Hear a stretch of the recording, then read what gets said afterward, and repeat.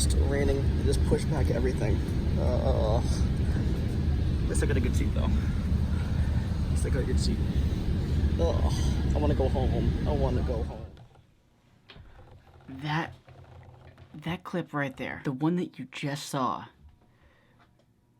summarizes this entire trip, this entire last day in a hole. What's up, everybody? Welcome. I'm crying, guys. I'm crying. One, the coronavirus. It's f***ed up everything. I'm regretting telling the story. I really am. It's taken a whole year. It's probably not even worth it anymore. And 3, my hair. I look like freaking Steve Brule. Bringo!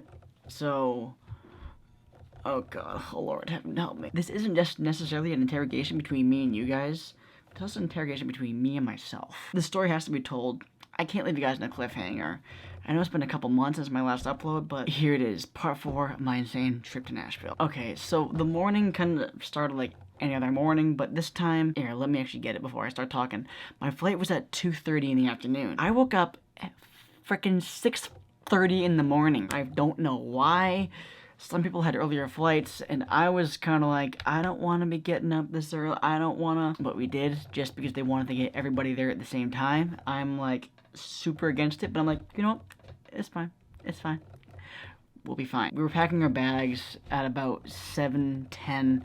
Again, I can have it right here, right now, in front of you. It was kind of a weird morning. So, you know, the night before was probably one of my favorite nights ever. But this morning, I just did not want to wake up. I just wanted to go to sleep and wake up at like 10 o'clock. But nope. But at around like 9:30ish, we finally left the campsite. To be quite honest, I'm like, why get up at 6:30 in the morning to leave at 10 o'clock? I didn't understand this, but I'm just rolling with the punches here. And then we kind of get to the airport almost kind of around, like, I don't know, I'm kind of looking up and down because I have my phone in front of me here. Get to the airport around like 11:30. Not that bad. We had a little bit of traffic, but I'm like, you know, it's fine. We're fine. We're fine. But when we finally got to the airport, it was just about 2.5 hours until my actual flight, which I was like, yay. We'll be relaxed. Everything will be perfectly fine. Very nice Sunday morning, Sunday afternoon-ish at the airport. And believe it or not, the security getting through there was absolute, like, poof. It was like a bullet. I was in and out of security probably about like 10 minutes or so.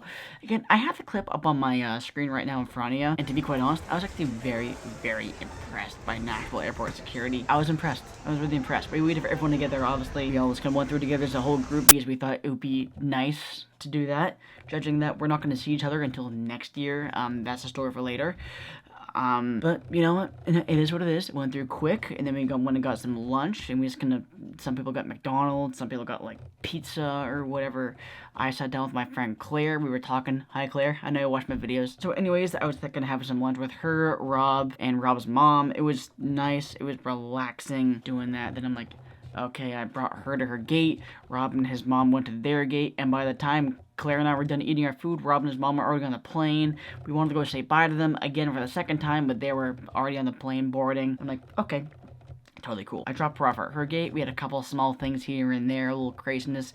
This is the right place, that's not the right place, but I'm like, we finally got her to the right gate, and then I'm like, you know what? I'm tired. I just want to go to my gate. I know I'm an hour and a half early, but I just want to get there just because I wanted to. But now looking at my card, I actually was a lot earlier than I expected.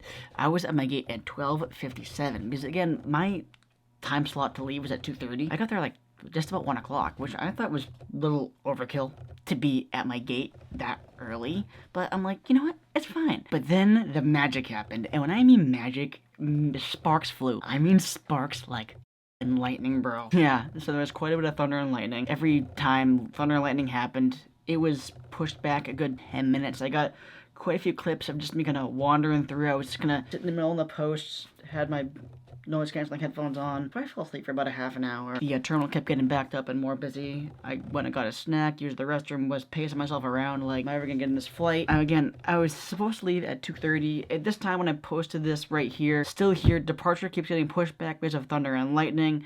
Palm face. I was getting fairly annoyed. And then they were like, okay, yay, finally, we get to go on the plane. They got on the plane 3:45-ish. That was exactly when I got on the plane. That was what you saw right when you clicked on this video. I'm like, I want to go home because right after I got on the plane, they said, no, lightning, you have to get out, I'm like, why do I need to get out of it? What are you talking about? I was so confused. I was walking onto the plane with 5 other people. Okay, can I get on this plane? We're gonna finally leave.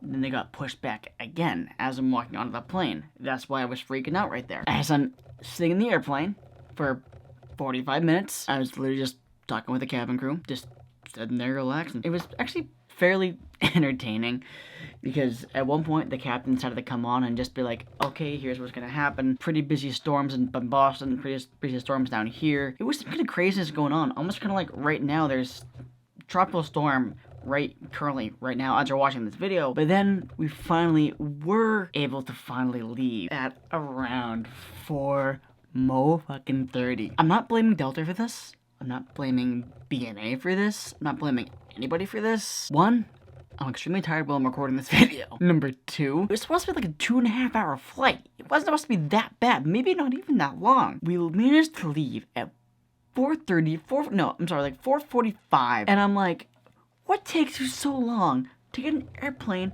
into the air? I understand from delays, but I'm over here like, I just want to go back to Boston. I just want to go home. But I am like, sitting back, relaxing, finally got clear for pushback. I see a B-32 bomber or something kind of off in the distance while I'm in my seat. I'm like, that's kind of cool. I'm just sitting here, relaxing, all good. But the best part about this actually was that there is no one in the seat right next to me. I forget how many rows there were in the plane. There's a fairly small plane. I think it was like an A320. I believe that's what it is for you airplane nerds out there. I'm kind of one myself. Still, I was fairly excited to have nobody next to me. I didn't know why I waited so long to say that, but I was super excited and didn't have anybody to say, hey, that's my armrest. Hey, that's my armrest. We'll relax, get on the plane. Then we finally get home. After all the delays, after all the pushbacks, we got pushed back at least 15 times. Some people were actually running up to the desk saying, can I be coming on a different flight? Can I go on a different flight? And I'm like, are you insane? Like, this isn't Delta to blame. This is the freaking weather, man. I'm fine. I'm cool. Because my boss texted me while I'm sitting in the terminal, can you come into work tomorrow at 7:30? And I'm like, absolutely not. I'll put you in for PTO. And I'm like, cool, sweet. Didn't go work the next morning. The one positive side to this story was that when I did get home, when I was landing in Boston, as I can see that glorious, glorious sunset, yes, you just heard me correctly, I'll put it on screen right now. It was an absolutely gorgeous sunset we came into. I absolutely loved it. I got like at least like 5 pictures. Well, I only put up like 2 or 3 of them. It's still my current screen on my MacBook right now. I absolutely loved this flight. 1, no one next to me. 2, super relaxing. And number 3, that glorious sunset you got to see. This is my favorite sunset out of an airplane window out of all the sunsets I've witnessed. I think that was the best thing about this flight. Coming home and seeing a beautiful sunset over the city I was born in. I absolutely loved it. I honestly can't wait for next year to see you guys all in California. You heard me correctly. As I said kind of earlier, I didn't really say much of it because of what's been currently going on. The coronavirus pandemic really did set a toll for the IMDSA, and unfortunately, I would have gone actually about a month ago. So basically, I was going to leave July 14th to July 19th. It's the exact same days next year. Super upsetting. I had a backup plan. I was going to go and do some other fun things, but that backup plan failed, unfortunately. But I'm like, it is what it is. I'm hoping next year brings more joy. Hope next year brings more positive fun without craziness. Everybody, hope you stay safe. Thank you for coming by for checking out my video. And until next time, guys. How do I end this? Oh, yeah. And as always, guys, stay tuned for more. Thank you so much for coming by. Okay. I'm gonna go to bed now. Good night.